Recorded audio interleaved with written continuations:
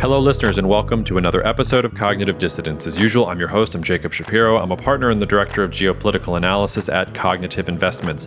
Joining me on the podcast is Myles Stapelberg. If you missed our first episode with Myles, it's worth it to go back and listen. Myles is, he works as a technical consultant at Quest Tech Innovations. He is a graduate student at the Plasma Science and Fusion Center at MIT.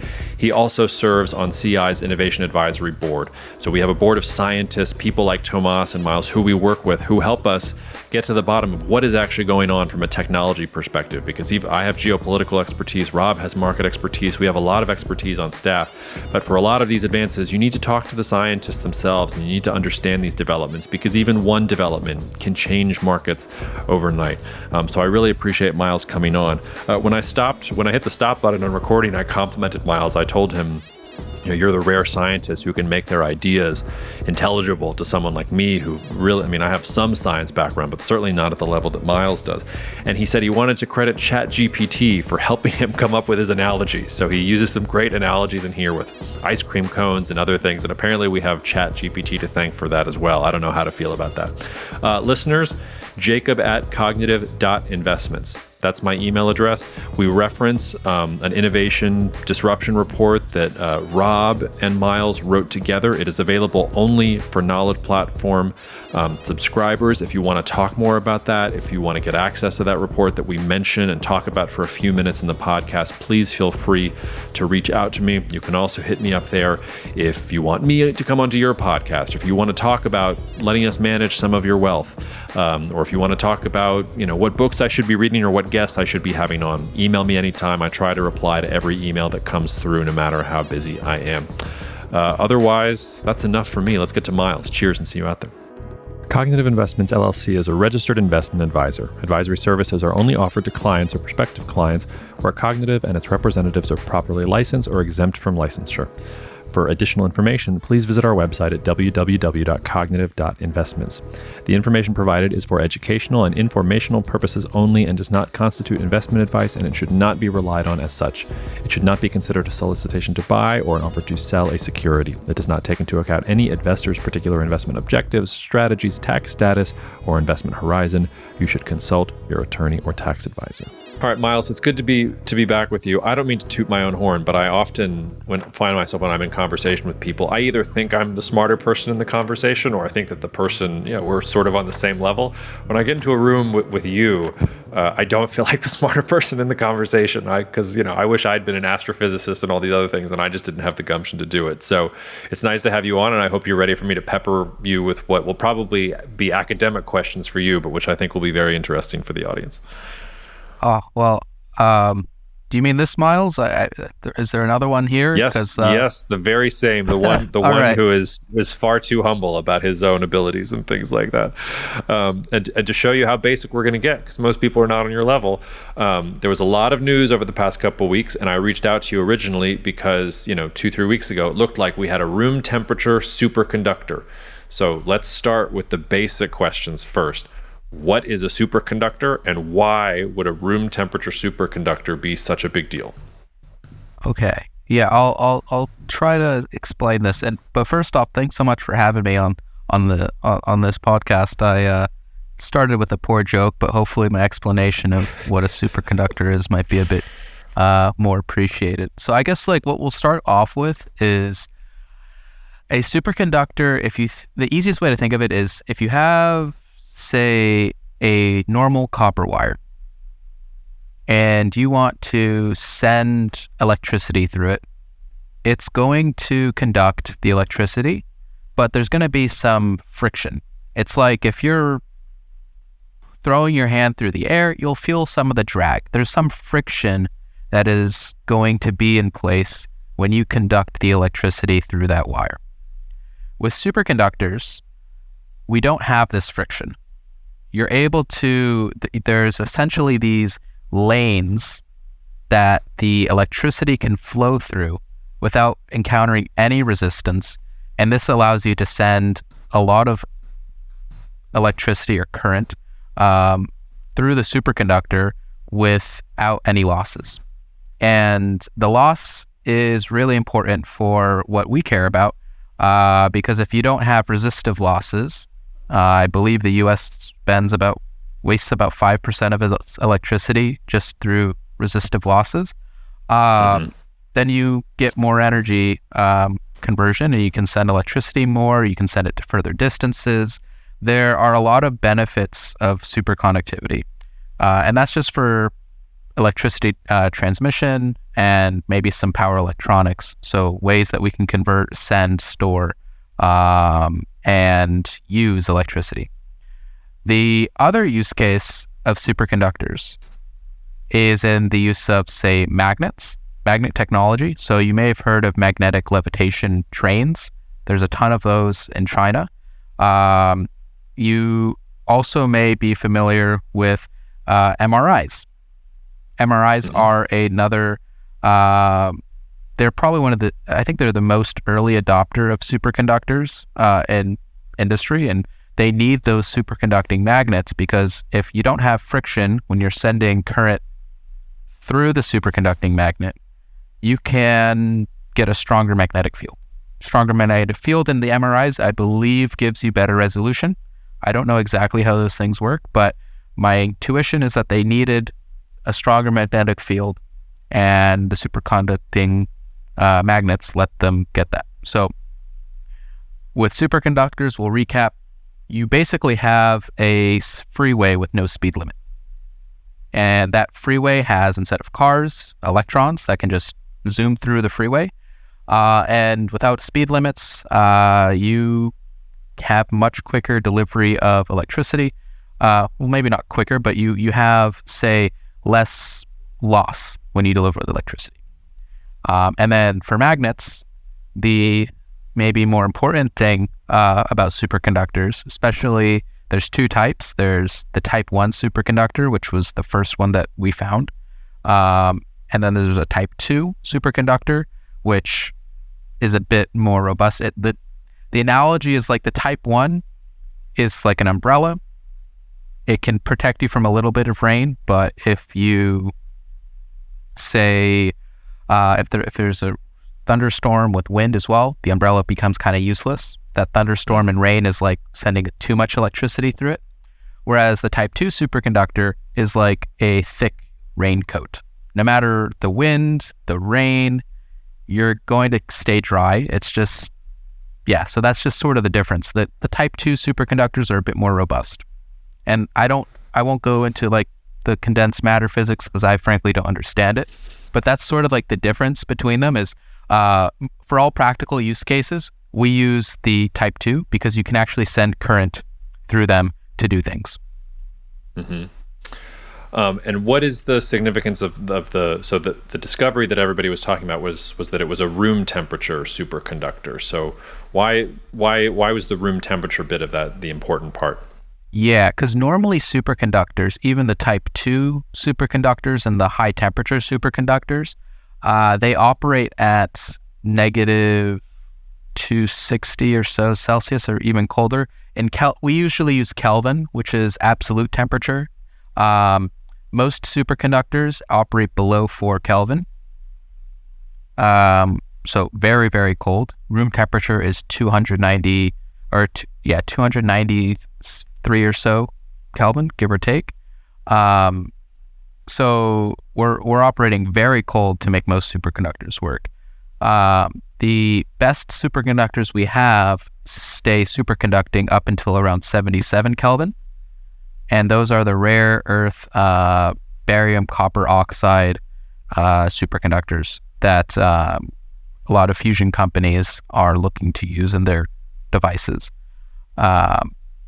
The implications of a room temperature superconductor are that you wouldn't need to cool these materials down to cryogenic or even colder temperatures, saving you a lot of money in energy usage because it's expensive to cool these conductors down to the operating temperature. Once you have the superconductor at that temperature, they use virtually no power. The MIT did a test of a superconducting magnet, and when you actually turn the magnet on when it was superconducting, it was using like watts of power, so less than a light bulb. But to get to that point, it took perhaps kilowatts or even megawatts to cool the magnet down to those conditions. So you have to, so there's a huge energy savings potential if you could get a superconductor working at room temperature. There are some superconductors that do work at room temperature, but you have to squeeze them really hard. So like 10,000 times harder than atmospheric pressure. And so you either have to keep the temperature really cold right now, or you have to press the material really hard to get superconductivity. And so if you had a room temperature atmospheric pressure superconductor like LK99 said it was going to be, that would have been game changing, especially if there were a few other, say, benefits of it that they couldn't prove. Right. Well, and that leads into, so LK99, which was basically a compound of copper, lead, phosphorus, and oxygen. And correct me if I get any of these details wrong, but there were some South Korean scientists who published a paper that said they had been able to put these different elements together in some kind of metal, I guess, that was a superconductor at normal pressure. And honestly, like, and it took off like wildfire on Twitter. Like, it took days for the normal media complex to wake up to the fact that this was happening. But on Twitter, I mean, you had accounts that were popping up that were just about following the LK99 news, and you had Chinese laboratories and US laboratories already testing these things before it even really hit sort of mainstream media, which that was also interesting. And maybe we'll talk about sort of the philosophy of information flow there at some point. But I also have to confess, like, one of the reasons, so a friend of mine texted me about it. I didn't even pay that much attention to it to myself. And he was like, you really need to pay attention to this. And when I started reading about it, I mean, it almost sounded like these South Korean scientists like had gone into their garage and had spliced a couple things together and been like, boom, like, we found the superconductor.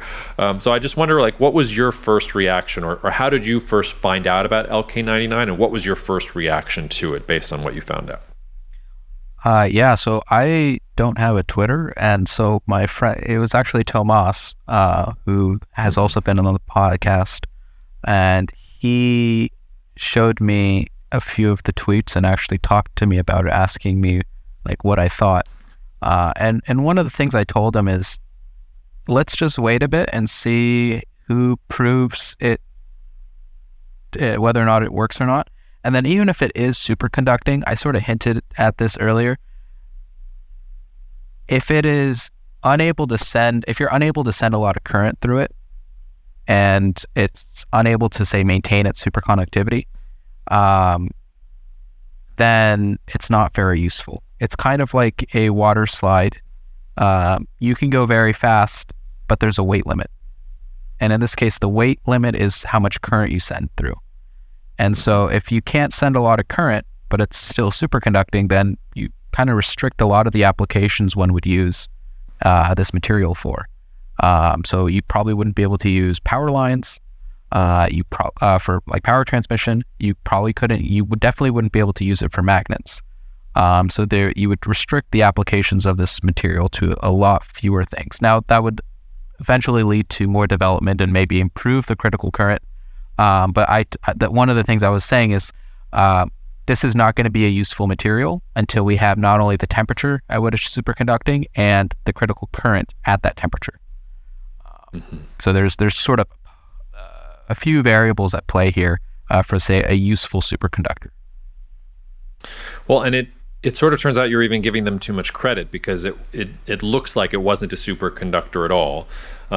There's a scientist at University of Illinois, Urbana, who said that, like, what his suspicion was that the copper that they were using wasn't exactly pure, and that there was, as they started, going through these experiments, copper sulfide was one of the, I guess, leftovers from the reaction that was happening when they were making LK99, and that was responsible for the false positive or whatever, or have you. And he almost says, like, in this art, he's quoted in Nature talking about this, and he says, I was almost in disbelief that they missed this. So it seems like it really was kind of okay, like, you put some things together, it like levitated, so it had some, like, maybe it looked like a superconductor in a grainy video uploaded to social media, but it really didn't stand any kind of scrutiny.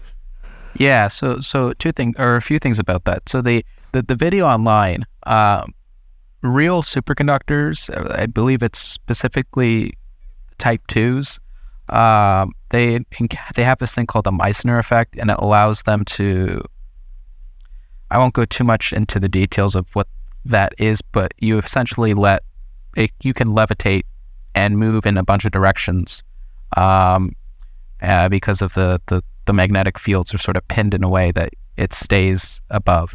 With the video, you could see it was unbalanced. It was like tilted to a side, and that was one indication that it was probably not. There was like, are you sure this is the Meissner effect? Because an actual superconductor, if you look up, say, Rebco superconductor floating, people will just take some rare earth barium copper oxide superconductor, put it in some liquid nitrogen, and then put it on top of a magnet, and it'll just be spinning around like a toy. And that's like a real it's the best material we have right now. Whereas and so with this LK99 thing, they didn't even publish these papers in a journal. It was a preprint, so like they were still. I kind of feel bad because they probably published. They put it in a preprint to like get people to look at it, and then it just got blown out of proportions. It was a very quick way to figure out if the results were good or not, but it was, I don't know, without actually asking them, it seems, I don't know if they were trying to publish it and claim it as a fact yet. But one thing that was, so the copper sulfate thing, what they saw there was the copper sulfide impurities, so the sulfur impurities, I believe it was probably in the phosphorus, that led to bonding with the copper. At the 148 Celsius temperature, it has a phase transition, so it changes shape, and that change in shape at the atomic level also changes how current flows, because it's like having like a merge or an intersection change on a freeway, and that change in the current or the resistivity, if I'm being correct here, that change in resistivity was what they believed was attributed to superconductivity, but it wasn't real because they just didn't. I think, it's hard to keep impurities. There was a group at Max Planck Institute in Germany that finally made a perfect single crystal LK99, and it looked really cool. It was like purple and all this stuff. That requires very specific specialty crystal furnaces. You have to do zone refining, and they basically slowly grew a single crystal of the LK99, and it took a while. And so once you do that, then you can kind of see the intrinsic properties. But yeah, so I think it was a good example of like, if you're doing deep, like condensed matter physics, you probably need to be looking at single crystals, because that's when you can learn about the actual properties of the material and not things like grain boundaries or other, say, material agnostic effects that could alter what you're working on. There's something weird about how information is traveling these days with scientific advancements or just technology in general, because whether it's, crypto had its moment in the sun, artificial intelligence had a moment in the sun, LK99 had a moment in the sun, it feels like everybody's looking for this silver bullet that is going to, help us leap into the future. And maybe one will happen sometime, and maybe you can comment about how that works. But I'm struck by this attachment to narratives that are so sudden, like, oh my God, this is the thing that's going to change everything. And then we learn sort of in the next news cycle that it's not that big of a deal. But sort of tied to that, will there be any like actual significance to LK99 itself? Does it have any redeeming qualities, or are those crystals that they grew at Planck Institute, are they just worthless? Like, this is not a material that's going to mean anything in the long term. I think it's hard for me to say. I haven't read too many of the papers. I'll be honest. Once I kind of saw that it was not going towards, I think the first theory from Lawrence Livermore and Illinois Urbana-Champaign kind of pointed towards it not being there, and then also the Max Planck Institute work. They did see that it was a resistor, but we have plenty of resistors. So I don't know, not a resistor, an insulator. So it had a very high resistivity in its pure form. So it might be something interesting to still look at, but I'm not really sure. I would say it's maybe a few groups should continue looking at it to see what's going on, because it does have a similar, so the copper and oxygen, that those two, say, elements are also in some of the best superconductors. So the type 2s, they're all cuprates. So they've got copper and oxygen. And so there may be something there that, depending on how you dope it, like add certain things to it, you might get some interesting properties. But whether or not that's going to, say, be immediately effective in the world, I think a great example is the superconducting magnets that I'm talking about now. Those rare earth barium copper oxide, the REBCO magnets, that was discovered in 1987, I believe. So the first discovery of these magnets that we're finally now using in some applications like fusion and MRIs, those took over 40 years to develop. And so no matter what you sort of do, there's going to be a latent time between idea to commercialization that I think now that people don't have the patience to wait 40 minutes, we're not going to really appreciate. And so, yeah, I think there are a lot of great aspects of the new way that people are sharing information about science. It goes both ways. Like in the past, it would have not taken less than a month to verify if this claim was true or not. It only happened because we had the flow of information to be so quick and sort of the hype behind it to drive people in science to be like, oh, this is a great way for me to get funding in the future. It's an interesting problem. Let's just keep going and see if this is true or not. So I think there are really good aspects of this new way we share information. Just remembering that no matter what the technology is, no matter how advanced we are, there is still going to be a latency between idea to product. That I think is there's only so much you can do to reduce that. Yeah.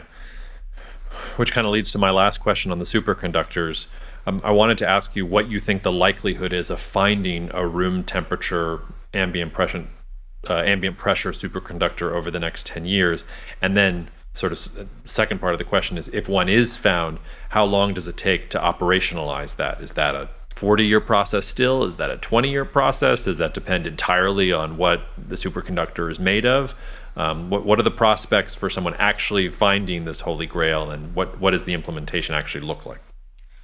Yeah, so I would say I'm a plumber in this instance. I'm not the person who does. I'm not the thermal hydraulic sort of engineer here. I just use it, so I wouldn't know where to look for a room temperature superconductor that doesn't need 10,000 atmospheres or higher of pressure. I think that's more for the theoretical physics people, and they'll probably tell you something that they're working on is cool. And I think let's not hold our breath for one, because at the moment even the current superconductors, we haven't fully utilized them and figured out ways to engineer it. And I think if you were to create a room temperature superconductor, it would take a similarly long time to produce, because these things are very sensitive to environment, concentration of different impurities. They're also sensitive to pressure. They might even be sensitive to light or other types of radiation. We know that for some superconductors, they need to be shielded from say a fusion plasma, because they would get damaged from the neutrons that are produced and become useless. And so there's a whole lot of things in consideration here that I think wouldn't accelerate this 40-year development of a new type of superconductor. I think that's probably the most certain thing, is that it would probably still take around 20 to 40 years. Fair enough. Well, let's move into what is your wheelhouse, which is nuclear fusion. And I wonder if there's going to be some renewed interest in nuclear fusion. I went to see Oppenheimer, a week or two ago, and Teller is there, played very well, and people are discovering sort of all these nuclear physicists who changed the world. Maybe some for the first time. I've got Richard Rhodes's Making of the Atomic Bomb on my bookshelf and took some history of physics courses in college. So I sort of had a vague awareness of all these people, but interesting to sort of see it in the mainstream, like Christopher Nolan's making movies about these guys. But the other thing then is, of course, not of course, unless you're following this stuff closely, earlier in August, U.S. scientists at Lawrence Livermore basically said they repeated the breakthrough that I brought you on the podcast to talk about in the first place when we did our first podcast about fusion, and that they said that they'd achieved a net energy gain in a fusion reaction for the second time. I'll let you correct me if there's details or not. I couldn't find details when I was prepping for the podcast. But what has changed between sort of when you were last on the podcast at the beginning of this year to now in fusion? Has anything changed? Has nothing changed? Like where do you sort of see where we are? I would say that there has been a lot of change in the relationship between the public sector and the private sector in the U.S., at least. So the U.S. Department of Energy released around $48 million in funding for private companies. And a lot of these companies that won the awards were small companies that hadn't raised a lot of capital. Commonwealth Fusion Systems was the one exception to that because they had already raised well over $1.8 billion. But there's a renewed interest in private companies working alongside the government, because there had been a lot of contention in the past, say, 10 to 15 years between the national labs and private companies that were coming up. Because the national labs, I mean, they had done a lot of the initial experiments and ran into pure physics problems that caused their experiments to not work.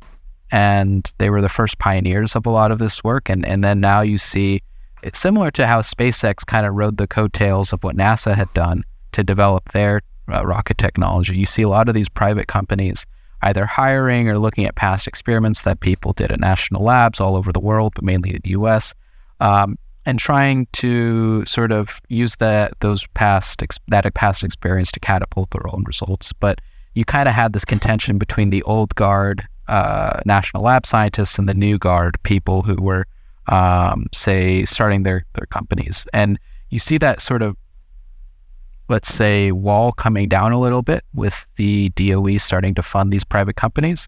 And I think it's really exciting because yes, the tokamak is the best design at the moment, but we definitely still need more development and thoughts behind other concepts that may work to get fusion out. So I think since the previous NIF result and this NIF result, you could see that it took almost well over 6 months to just replicate results. That's how difficult it is to do fusion. There has been a lot of change. We've gotten $48 million in funding awarded to 8 companies. We have companies publishing their designs. There was a recent conference called SOFIE. It's the Society of Fusion Engineering, I believe, or symposium, on fusion engineering. That happened back in July or June. I think it was in June. That was an interesting conference. A few of my friends went and saw like a bunch of the companies giving presentations, seeing the results published for the first time. There's sort of a vibrant ecosystem in the EUS that's being developed because of a collaboration between the private and the public partners. There's also a very big ruling by the NRC, the Nuclear Regulatory Commission, that happened, I believe, in April, effectively regulating fusion power plants as a distinct new thing compared to fission power plants. So they're now separate. They don't have the same regulatory rules, and that will make it a lot easier to propose and build these devices because the rules for fission are, quite frankly, very stringent. And so there's been a lot of regulatory tailwinds, and then there have been public-private partnerships that have been signed in the US, and just a lot of progress in general in between the past, the two NIF shots. What makes it so difficult? Like, why did it take them 6 months to replicate the first experiment? Is it about getting your hands on the materials? Is it just like the cost of every experiment is super high? Like, why does it take so long? Like, I would have thought that they would have, if they could have, they would have tried to replicate it immediately afterwards. Yeah, so I think I don't know how hard it was for them to get tritium.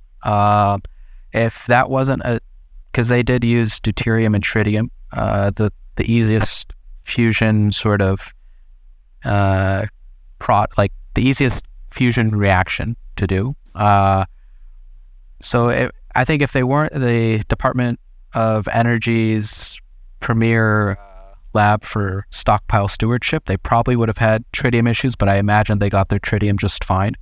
I think the biggest issue is just the variability of the experiments, and because they did a lot of shots, a lot of tests in between, and they weren't able to reproduce the results because there's just huge error bars, huge uncertainty in each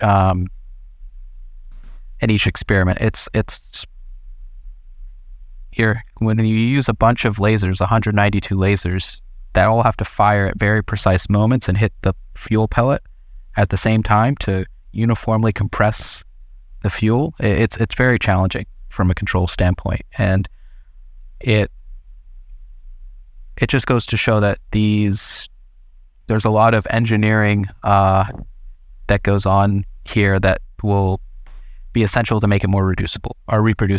And we're still even learning the physics behind all this stuff. So it's even though these are great breakthroughs, and even though a lot of the fusion devices, particularly the tokamak, have been improving in performance at rates that exceed Moore's law, we still have a lot to learn. You said that deuterium and tritium were the easiest to use. What are the ideal elements, or do we have a sense of what the ideal elements would be if you could get all the lasers and everything else perfect? Like, what are the elements that would give you the most efficient or the best fusion reaction?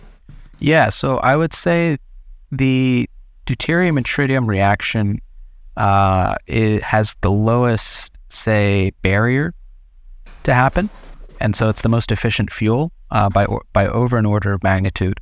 But there are the issue with it is it produces high energy neutrons, which are a radiological issue and complicate the engineering a bit. There are a few other fuels, the deuterium-deuterium reaction, which is what the sun uses. It also produces neutrons. It doesn't need expensive fuel types as well, but it's a lot harder to get working. The sun is able to do it because it's quite massive. We can't produce the same pressure to squeeze the deuterium atoms together. There's also deuterium with helium-3, which is what Helion Energy proposes to use.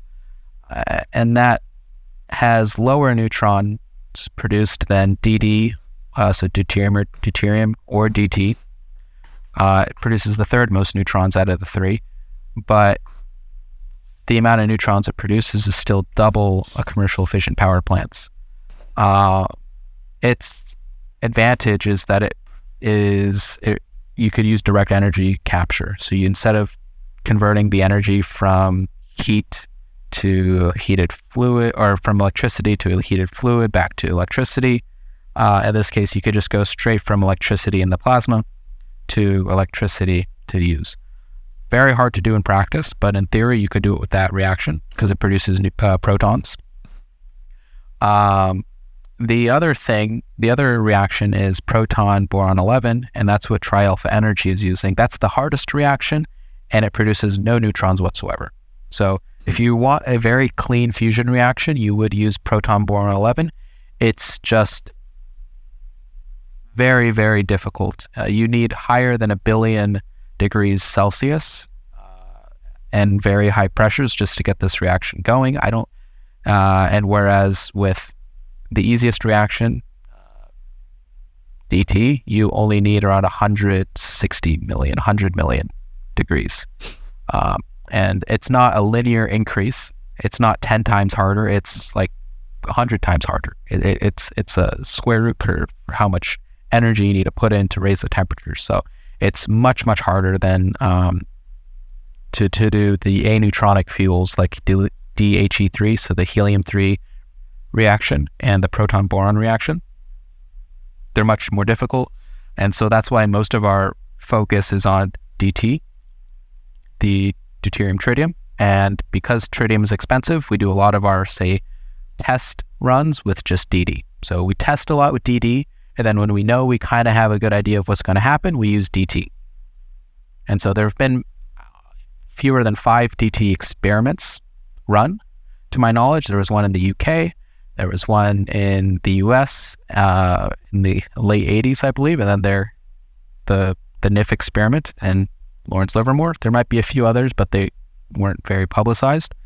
All the other experiments, all the hundreds of experiments we've done in the past have been on deuterium and deuterium, just because it's plentiful fuel and it's enough for us to learn about the physics of plasmas, but we can't produce more energy out than it takes to sustain it.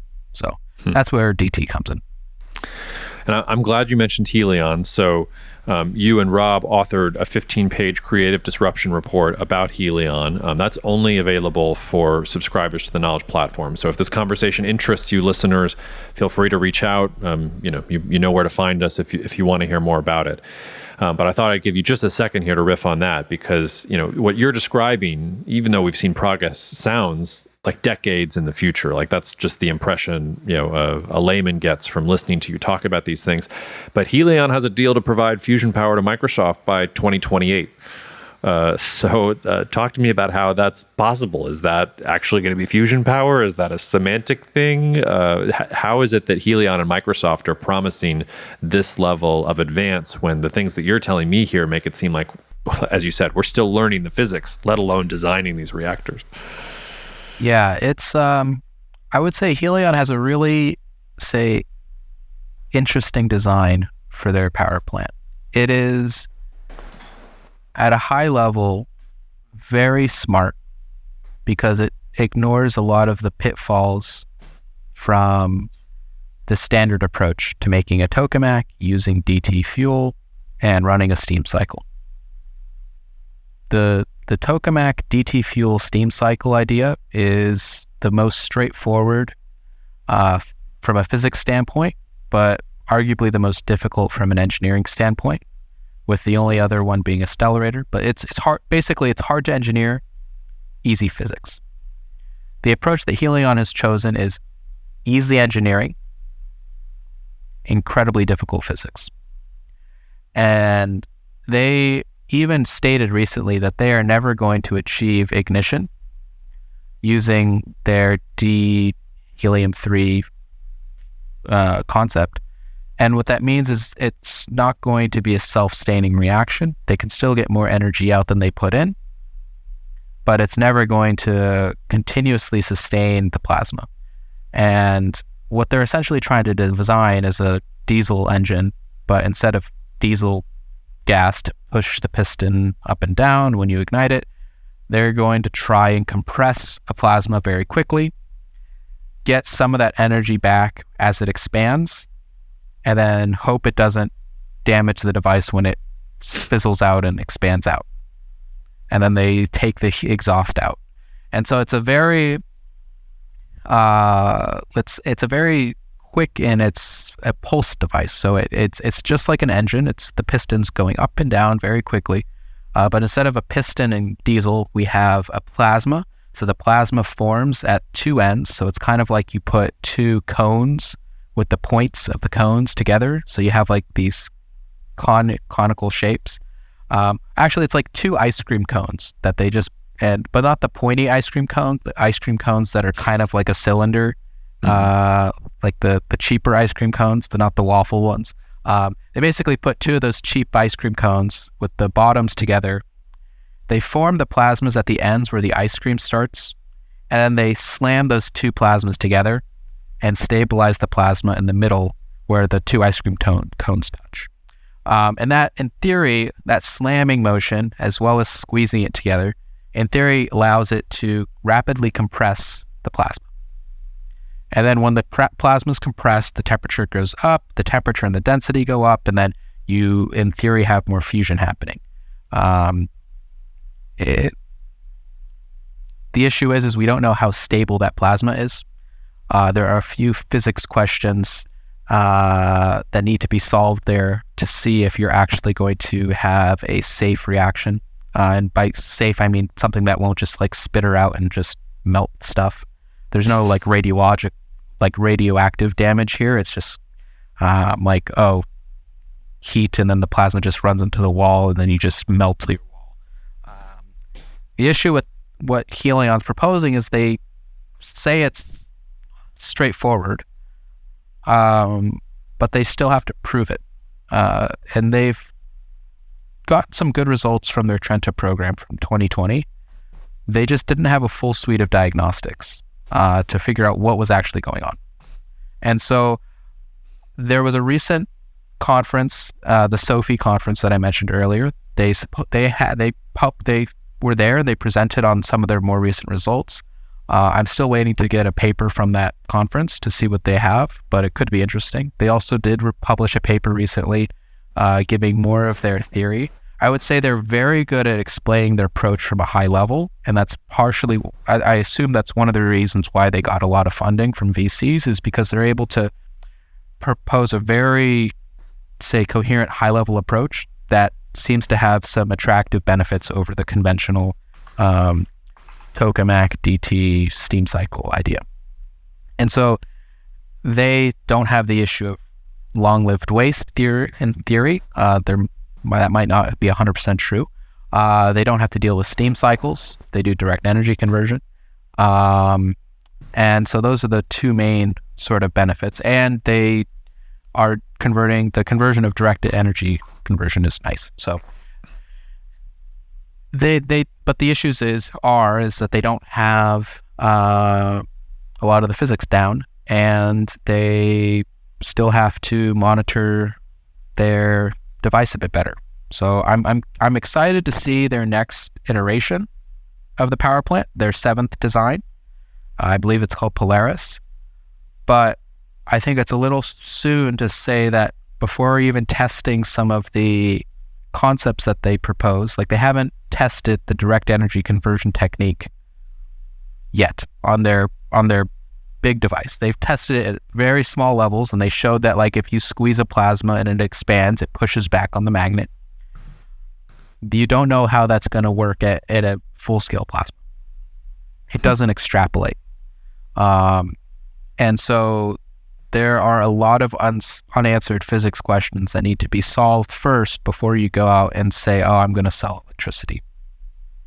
The other issue is they don't really have a demonstrated way to produce the fuel. They have a patent, but the patent is very outdated and says that they're going to operate at temperatures that are 7 times higher than they've ever hit. And remember, it's not 7 times more difficult, it's like 7 squared, so it's 50 times more difficult. So either their patent is outdated and hopefully they found a better idea, or they don't really have a way to produce their fuel. They showed in a recent paper that there's a small energy penalty that you could pay to produce their fuel.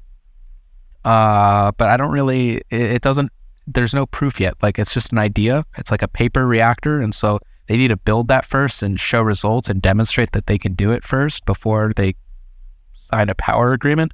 But maybe this power agreement is sort of like the impetus they need to start publishing and verifying and spreading their data. Because from 2018 to 2022, really, they hadn't published any results.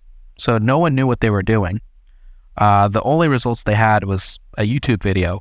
And it's been only very recently that they've shown any results, and they're a good start, but we kind of really need to see more. So, to your point about this, I believe it's the first new reactors built in the United States went online in the last, I guess, I can't remember if it was last month or the month before, but in my home state of Georgia. And the project was 7 years late and $17 billion over budget, but it eventually came to fruition.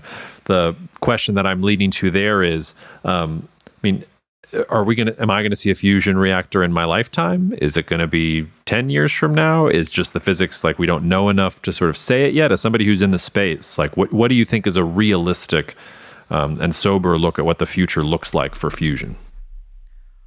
I would say we are at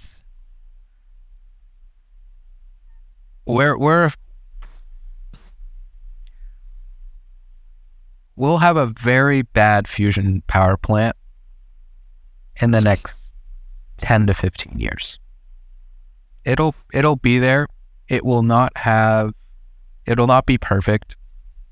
It will be connected to the grid in some way. And we don't have World War II levels amount of funding and buy-in from the U.S. government and the world to accelerate and develop fusion like we did in the 40s and 50s. And even then, it took around 10 years. I think the first plant was in 1950, something like that, to where it was producing power for the grid. So it took, even though nuclear power was developed and tested in the 40s, it took until like the mid-50s before we had I think there was a Westinghouse power plant on a river that was basically a submarine engine that they put on land. So I think we're at the point now where there are engineering goals that need to be solved so that fusion power plant will be on the grid in like 10 to 15 years. In the past, we didn't have an engineering plan, and so this is where it's different. There are essentially a few companies who have ample funding to do their prototypes. I think a lot of prototypes will be finished or being finished in the late 2020s. And I think once the late 2020s come around, so like 2025 to 2028, we will then start to see whether or not these prototypes make sense. And then it's a much more straightforward engineering challenge. So there's like a few more physics questions that need to be, say, verified, and then we can start to go into this is like building a new airplane sort of territory. And and so I would say the most recent breakthrough in fusion has been the superconductors. Going back to our LK99 point, is the Repco magnets that were discovered in 1987, I believe. I could be wrong by plus or minus a year. Those magnets are going to enable smaller and more efficient devices, because when you increase the strength of the magnetic field, which you can do by sending more current through the magnet, so the more current you send through because of these new conductors, the stronger the magnetic field. The stronger the magnetic field, the smaller you actually have to make the tokamak to keep it stable. And the smaller it is, the stronger the field is in the middle. The stronger the field it is in the middle of the plasma, the more power you can get out because you're squeezing it harder. And so at the end of the day, if you double the magnetic field strength, you increase the fusion power you get out by a factor of 16. And so you can get 16x more power with a doubling in magnetic field strength. And there was and I believe I mentioned this earlier, there was the TFMC, the toroidal field magnetic coil test at MIT in 2021. They showed that they could double the magnetic field strength. And so that is, I think, a key engineering breakthrough that shows that you can make these stronger magnets and get much more power out in a smaller device. So not only are you getting more power out, you're shrinking the device. So it's much more cheaper to build, because ITER is a great example. The International Fusion Reactor that's being built in France is a great example of why it's hard to build something big and complicated. Because they're even more behind than the plant at Vogtle, Georgia. They're over 20 years behind, and could be anywhere from $20 to $40 billion over budget. And so it sucks. You want it to succeed, but it's just a very difficult challenge. And so with these smaller devices, the challenge now becomes a materials challenge. because if you have more power in a smaller area, things get hotter. And so do you have these materials that are, this is what I actually research. My research is in material science for these fusion power plants. Our biggest challenge now is how do we build a material that doesn't melt when close to the plasma? And it's not an easy problem. We actually have to work with the plasma physicists to come up with a solution that doesn't dump all the heat out into some regions, because you melt tungsten even, and tungsten has the highest melting point of any pure element. So if we can't use tungsten, or if tungsten's getting melted, then it's not just a materials question. It's you have to do materials and physics together to stop that. So I think did that hopefully answer some of the questions? I know it bounced around. No, it did, but I just want to pause on that before I switch gears here for a second. So if it melts tungsten and tungsten has the highest melting point, where that doesn't sound like there's physics to solve that. That sounds like a dead end. How do you solve that? Yeah, so what you can do is you can much more intelligently direct where the heat goes. So at the moment, we concentrate all the heat at exhaust to a few regions so that we decouple the problem of mechanical strength and high temperature resistance. And it's smart if you decouple things, but you also make it a lot harder to exhaust the heat out. There are other ideas where you can spread the heat out everywhere in the chamber. So it's a more uniform sort of heat release. And that just makes, you sort of combine the constraints of strong material and high temperature load, but it's not as severe. And so I think there's going to be a balance of how much do you spread out the heat versus concentrate. So it's more of an optimization problem there. And so that's sort of how you'll figure that out. But people have done this in hypersonics and the space shuttle. Our heat fluxes are a bit more extreme, but it's not unfeasible. There's engineering paths forward, which is a lot better than what it was 10, 20 years ago. I was going to ask you where the United States gets most of its tungsten. The USGS website is not cooperating with me, but do you know the answer to that off the top of your head? I think I do not. I would imagine it's probably China or Europe. But there might be I know there's a few vendors in the US who do process it. So Elmet is one of the biggest processors of tungsten in the US. Here we go. It's China by far, some Vietnam, some Canada, some Europe. So that's interesting in general. Well, I wanted to shift gears there a little bit because I want to spend the last 10 minutes just letting this start to traipse on the geopolitics, which is I asked you when you think a fusion reactor is going to be online. Where do you think the first fusion reactor is going to be? Is it going to be in the United States? Is it going to be in China? Is it going to be somewhere else? And that's a backwards way of asking, who's at the front of the pack here. But answer that question however you want.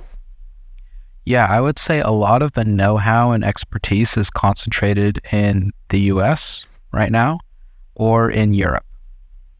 Europe has a lot of the old guard, the people who have been working on ITER since the 80s and 90s. So they've got a lot of expertise, but they're not going to commercialize a power plant based off the ITER design. So they might get the first, say, tokamak break even. I don't think they will, but there's a lot of expertise there.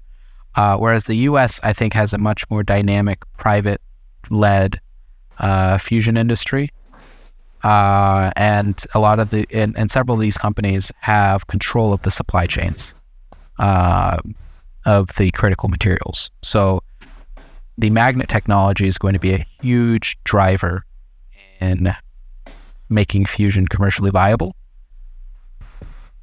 the companies that have the biggest control over the supply chain and actually develop the supply chain are based in the US. So Commonwealth Fusion Systems is one of those companies. Tokamak Energy is a UK company who has worked with Commonwealth Fusion Systems to commercialize these magnets. But that's, I think, going to be a big showstopper for international players who may still have the theory. So China, for example, is graduating, I think, more plasma physicists and fusion engineers every year than the US has in total. Or at least that was the case before COVID. They have a huge sort of emphasis on plasma physics and fusion engineering. The issue is they don't have the supply chains currently to design and develop those magnets. So even though they have all the barium, they have all the rare earths the raw materials to make the magnets, it has taken a long amount of effort and time from these American companies to actually design it. So there's going to be some contention there with magnet technology, I could imagine, moving forward. And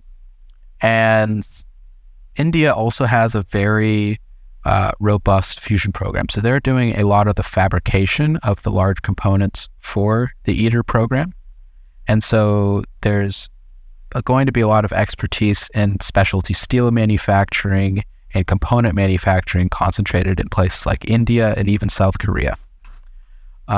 Japan is another big player. They actually have one of the first fusion engineering companies called Kyoto Fusioneering. And there isn't a company that's just saying, oh, we're just going to do engineering problems for fusion. Most of the other fusion startups are coming out with a reactor.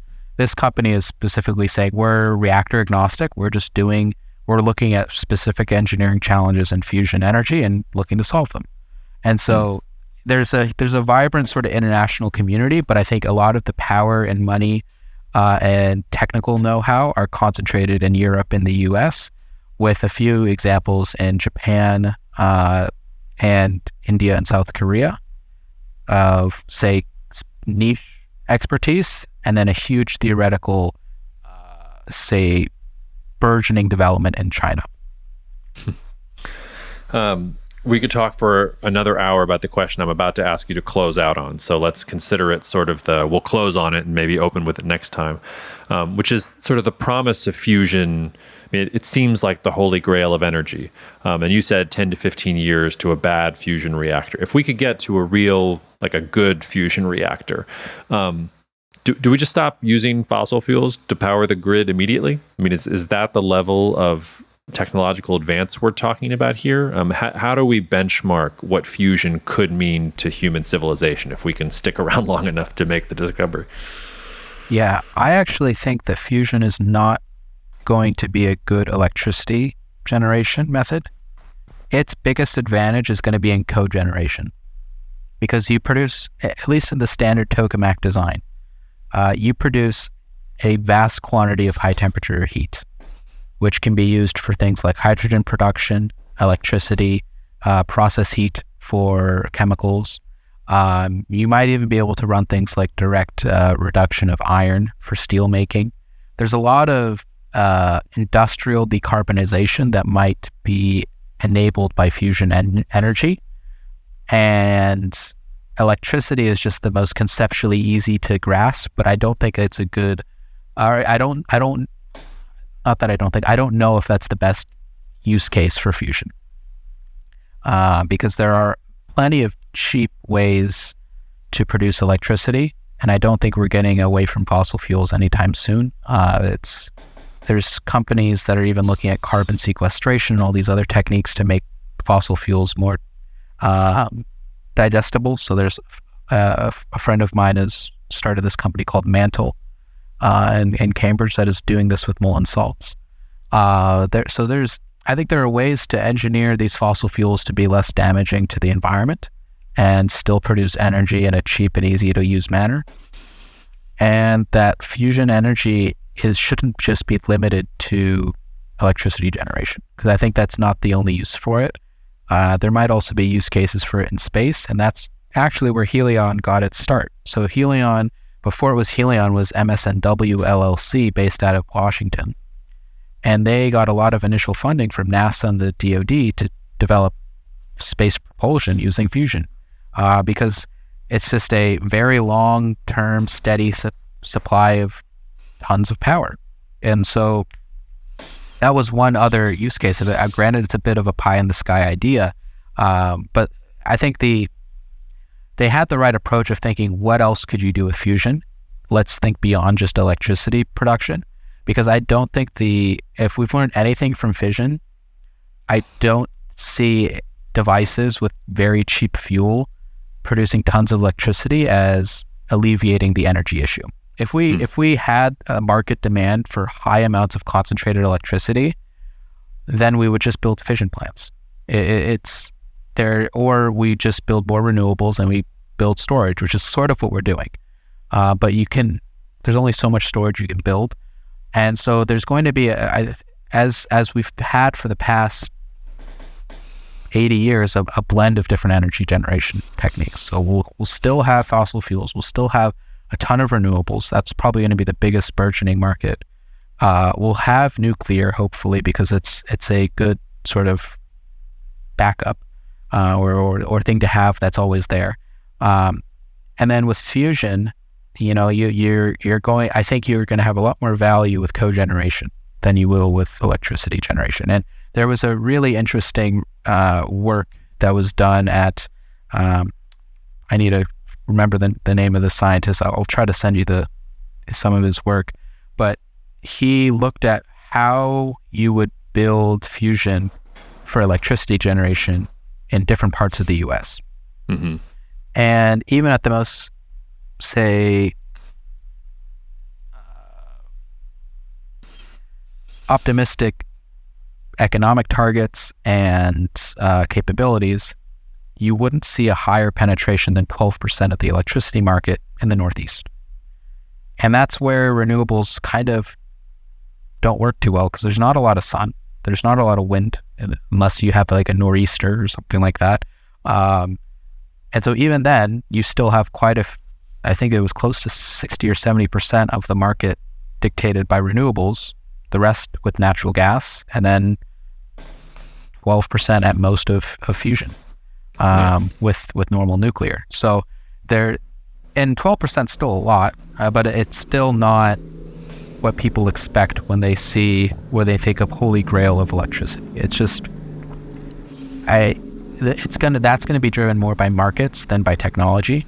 Markets and regulation are going to drive that, I believe. And if you want very small amounts of distributed production, then designs like Helion's are quite great, and they might have more market adoption if they work, which is the biggest question. Whereas it's hard to offset the cost of these magnets for tokamaks if you're building, say, a 50 megawatt reactor when the magnets cost $1 billion regardless. So it makes more sense to not just produce electricity, but to use the reactor full tilt and produce things that are high value but aren't based on a fast trading commodity schedule like electricity is. So like, let's say, for example, you're producing a gigawatt of energy, but people only want to buy, say, 100 megawatts of electricity. You don't just waste that 900 megawatts. You put that towards other stuff that can be stored, like hydrogen. You can set it up next to a steel mill or something like that. Like, I think the next 10 years or so should really be focused on saying, where is fusion best suited to have a most profound impact on the global economy and on the climate. And I think that's perhaps what we're going to see in the next couple of years. It's not going to be, we're going to solve the energy problem or the electricity problems, because it doesn't really seem to me like a great electricity source, just from a market standpoint. And so I think that's going to be a good shift, and something I'd love to talk about more in our next chat of where fusion could enable ideas that are perhaps right now energy infeasible. All right, well, Myles, we'll pick it up there next time. I've got a bunch of research and reading to do just based on this conversation to even get close to your level now. So thanks for your time. We appreciate it, and we'll talk to you soon, okay? Thank you so much, Jacob. It was a pleasure as always. Thank you so much for listening to the Cognitive Dissidence podcast, brought to you by Cognitive Investments. If you are interested in learning more about cognitive investments, you can check us out online at cognitive.investments. That's cognitive.investments. You can also write to me directly if you want at jacob@cognitive.investments. Cheers, and we'll see you out there. The views expressed in this commentary are subject to change based on market and other conditions. This podcast may contain certain statements that may be deemed forward-looking statements. Please note that any such statements are not guarantees of any future performance, and actual results or developments may differ materially from those projected. Any projections, market outlooks, or estimates are based upon certain assumptions and should not be construed as indicative of actual events that will occur.